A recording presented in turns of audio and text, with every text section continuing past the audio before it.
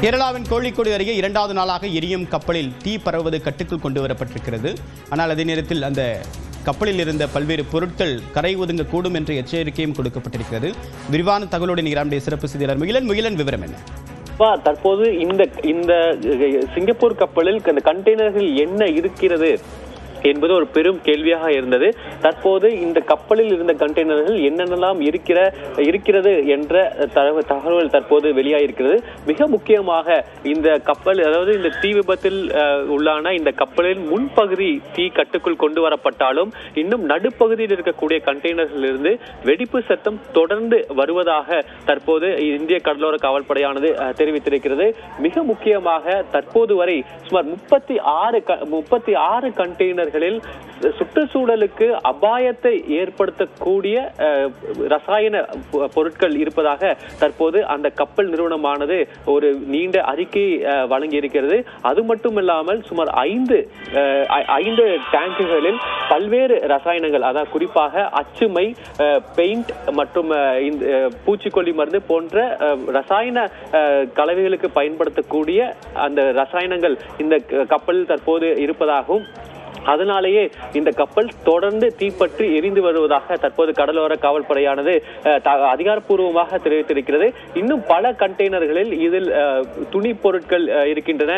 அது மட்டும் inflammable solids என்று சொல்கிறார்கள், அதாவது எளிதில் தீப்பற்றக்கூடிய மற்ற ரசாயன பொருட்களும் இந்த கப்பலில், இந்த கண்டெய்னர்களில் இருப்பதாக தற்போது இந்த கப்பல் நிறுவனமானது தெரிவித்திருக்கிறது.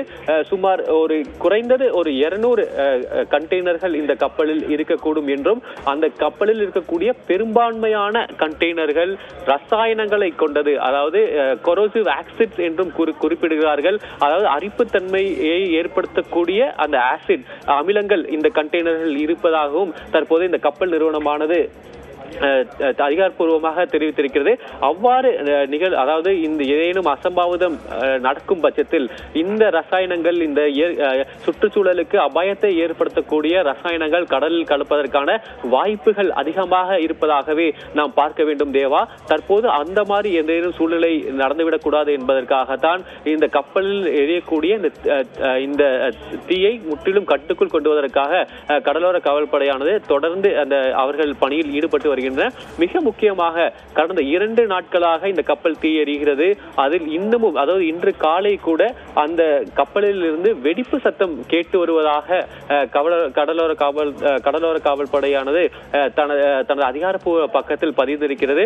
அப்படி என்றால் ஏற்கனவே அந்த கப்பலில் தற்போது சேகரிக்கப்பட்டு வைத்திருக்கக்கூடிய அந்த ரசாயனங்கள் தற்போது வெடிக்க தொடங்கி இருக்கிறதாக நாம் புரிந்து கொள்ளலாம். ஆனால் இது அனைத்துமே அந்த கப்பலுக்குள் தான் நடக்கிறது. இதுவரை கடலுக்குள் இந்த கண்டெய்னர்களோ அல்லது இந்த ரசாயனங்களோ கடலுக்குள் இதுவரை கலக்கவில்லை. இது அனைத்துமே நேற்றே நாம் இது தொடர்பாக பார்த்திருந்தோம். அண்டர் த டெக் என்று சொல்வார்கள். அந்த கப்பலின் அடித்தளங்களில் இந்த அபாயம் மிக்க ரசாயனங்கள் எல்லாம் சேகரிக்கப்பட்டிருக்கலாம். அதனாலேயே தற்போது அந்த கப்பலின் நடுப்பகுதியில் தொடர்ந்து அந்த வெடிப்பு சத்தமானது கேட்கப்பட்டு தொடர்ந்து தீப்பற்றி எரிந்து வருவது நம்மால் புரிந்து கொள்ள முடிகிறது. அதே போல நான் ஏற்கனவே சொன்னதுபடி இந்த கப்பல், அதாவது நேற்றிலிருந்து 10 15 டிகிரி இந்த கோழிக்கோடு துறைமுகத்தை பார்த்து நகர்ந்திருப்பதாகவும் தற்போது இந்திய கடலோர காவல்படையானது தெரிந்திருக்கிறது. அதே போல தற்போது வரை 2 இந்திய கடலோர காவல்படைக்கு சொந்தமான 2 கப்பல்கள், சமுத்ரா பஹரி மற்றும் சாச்செத் ஆகிய 2 கப்பல்களை பயன்படுத்தி தற்போது இந்த தீயணைப்பு பணிகளில் அவர்கள் தொடர்ந்து ஈடுபட்டு வருகின்றனர். அது மட்டும் இல்லாமல் இந்திய கடலோர காவலுக்கு சொந்தமான சாம்ராத் என்ற கப்பலும் தற்போது அனுப்பப்பட்டிருக்கிறது. இது அங்கு இருக்கக்கூடிய அந்த கப்பலை தீ அணைக்கப்படும் பட்சத்தில் பாதுகாப்பான பகுதிக்கு இழுத்து செல்வதற்காக இந்த கப்பலும் கொச்சியிலிருந்து அனுப்பப்பட்டிருக்கிறது தேவா. விரிவான தகவலுக்கு நன்றி முகிலன்.